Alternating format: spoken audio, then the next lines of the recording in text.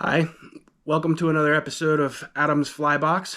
Today I'm going to be tying the caddis nymph for you beginners out there.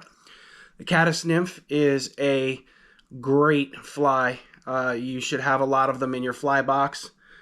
Seeing if you can get these into view. This is actually the caddis nymph right here, or a couple of them. Unlike the mayfly and the stonefly that require highly oxygenated and very clean water systems, caddis nymph can live in pretty much any type of fresh water for the most part.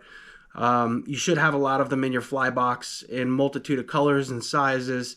They are a phenomenal treat for trout and other fish as well. So what I'm going to show you here, these are some of the caddis nymphs that I've tied. And get you in focus. These guys right here are some different ones. The ones that one I'm going to be tying today is going to be this guy right here. I'm going to be tying it with hairline dubbing green caddis, and usually I'm going to put a tungsten bead head on it.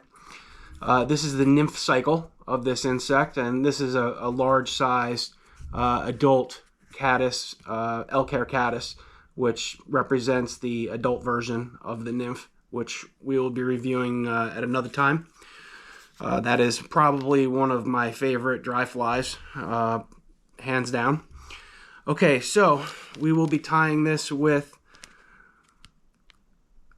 hairline green, and I'm also going to be tying this with some underfur from my old chocolate lab, and this makes a great head. So we're going to start with brown thread. You can use brown, black, gray. It doesn't particularly matter because there's not going to be too much thread showing up. Start your wraps with your bobbin, and you can use 6/0 or even larger. And you're going to wrap back all the way to the furthest back on the bend, point on the bend that you're going to start tying in. And then I do one wrap over that. Next, you're going to take your ultra wire or whatever type of wire that you want. Piece about a couple inches, 4, 5, 6 inches. Doesn't require very much of this, and this is going to represent the segments in the body. And I'm going to wrap this as far back as I'm going to go on these bent hooks, and again I'm using a size 12 Diachi bent hook, and I'm using an Orvis 1/8 round tungsten bead on it. I like the tungsten bead just because it gives it some weight.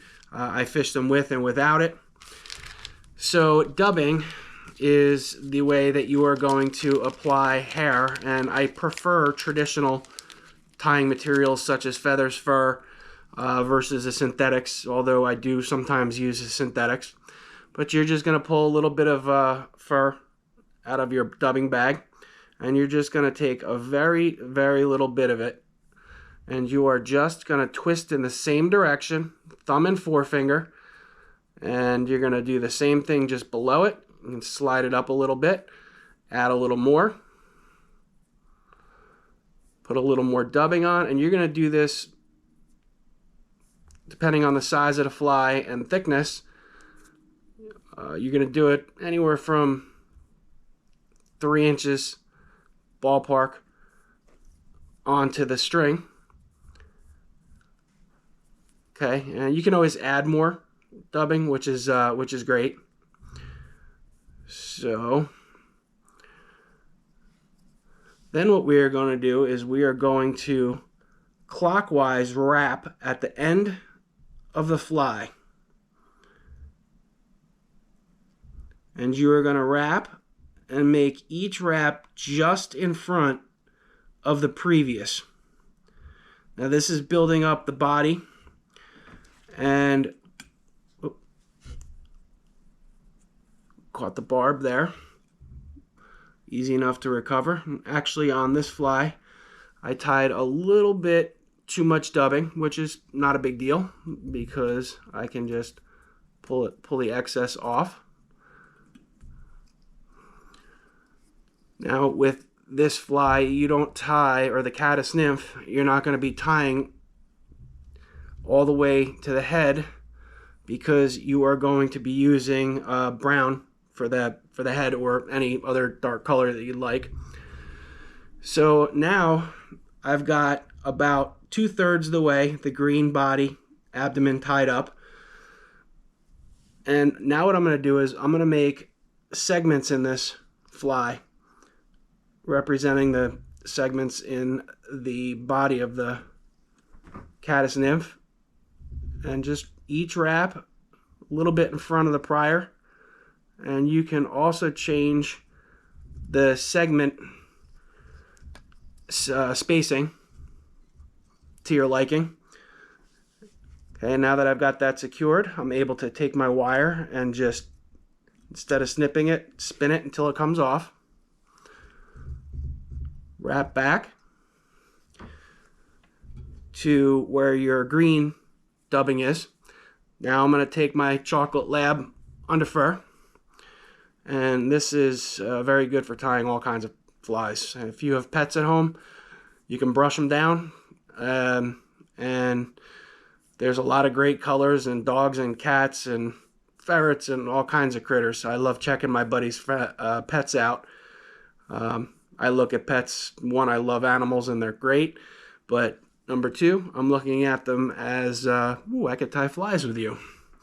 So I just added on more dubbing. I'm going to tighten it down again using my index finger and thumb. Tighten it down like that, slide it up, and now I'm going to build the head on this slightly thicker than the rest of the fly. And I'm going to wrap it right to the head, the eye, or in this situation, the bead. And that is as simple of a fly, other than the San Juan worm, in my opinion, that you can tie, and is highly effective in waters all over the world. To finish this off, I will use my whip finisher. Give it a couple of whips. Do it again. 1, 2, 3. Up, pull it down. That makes it really secure. I don't even bother using head cement. What I'll do is I'll show you how to whip finish with your hands. You wrap the loop around the head, and then you pull it just like that. Make sure it's tight. Again, you don't need a whip finisher, but it definitely is a great, easy tool to have.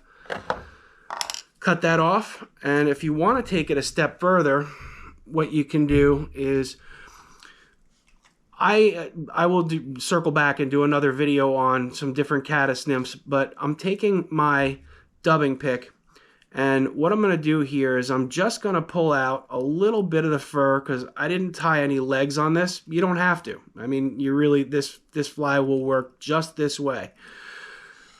But if you take the dubbing pick and pull a little bit out of the bottom, sometimes it gives it a little bit of a leggy look, and you don't even have to bother tying any fly hackles in for legs, whether you're using Hungarian partridge or hen pheasant or whatever you may use, pheasant tails. But this fly right here will catch a lot of fish. You need a lot of these in your fly box. This is a very simple pattern to tie. Thank you again for watching Adam's Fly Box. Then we'll be circling back to some flies we will be tying at a later date, and I will be going over the scud or freshwater shrimp will be next, possibly the pheasant tail or hare's ear after that, and woolly buggers. These are as basic of flies as you can get and tie, and it's when you tie flies and you're matching insects from this, either entomology from the stream that you're fishing and tying your own flies, you will become a substantially better fisherman. You also will save a lot of money when it comes to losing flies in rocks and logs and catching tree squirrels and losing your flies there. However, make sure you have a bunch of these in your fly box. These are good practice. They're very easy. And again, thank you for watching Adam's Fly Box. So please like and subscribe and leave any comments down below if you have anything you'd like to say, or what's your favorite fly or your favorite colors. Again, I use these in a variety of colors, from green, tan, brown, black, oddball colors you wouldn't even think will work very well. Thank you very much again for watching, and we'll see you the next show.